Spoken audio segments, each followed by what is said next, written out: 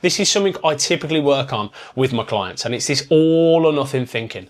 Now, if you are on the track and the process of bettering your health and your fitness and your body, and you want to start to get results, then number one, you are going to make bad decisions. Like, let's just get it out in the open. But bad decisions do not define you. So, for example, if you all of a sudden have had a meal that's completely off-piste, or you've like had some chocolate, too much ice cream, too much whatever, like, that is not an issue. The issue is the story that you attach to it. So the story that you attach to the thing that you had, you're adding meaning to the mistake.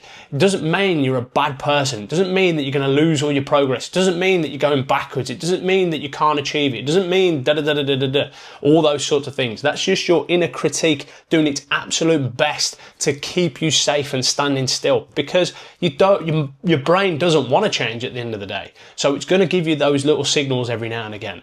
And here's mine. Here's what happens every single time that I go to my mum's without failure.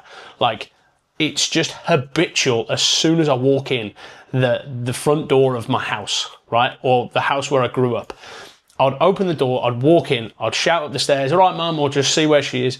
I would literally, first thing, go to the fridge. I'd open the fridge, see what food's in there. I also double check and glance down to see how much milk is left. I'll tell you why in a minute. I'll shut the fridge door. I'll then turn 90 degrees to my left, walk forwards. I'll open the chocolate cupboard, open the cupboard. There's usually some club bars in there, some Freddos, some Turkish Delight in there. Shut the cupboard. I then go to the third cupboard, the most important cupboard in my opinion.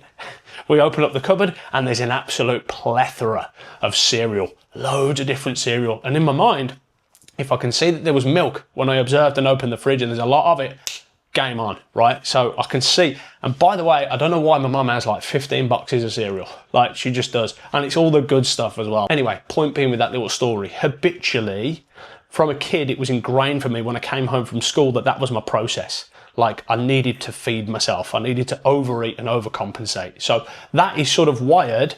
And I'm not going to sit and say I'm perfect every single time I go to my mum's and I don't eat stuff that's off-piste. Sometimes I slip. So step number one, stop adding meaning to these bad decisions that will happen.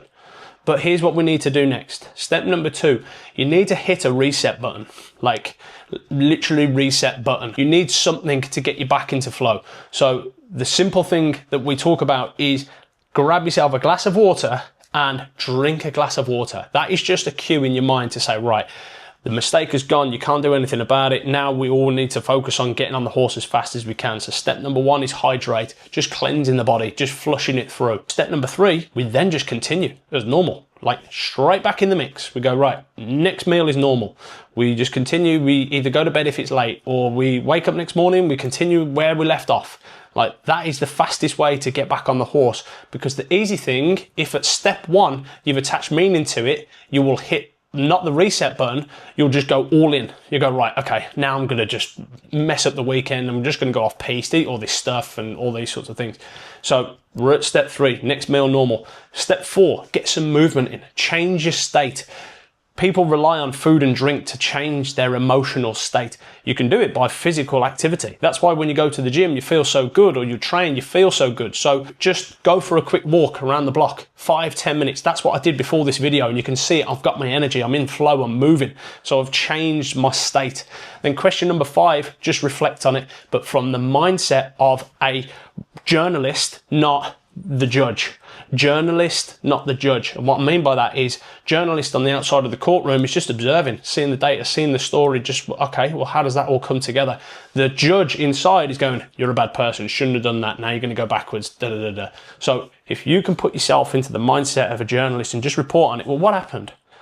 Oh, I ate that food on the way home just because I was hungry, or I was tired, or I was dehydrated, he pissed me off today, she pissed me off today, whatever. Investigate on that then. That now tells us that we're using food in certain instances as a way of escape when we don't need to. We potentially just need to look at our emotional regulation and some better habits and routine to better manage our stress and state.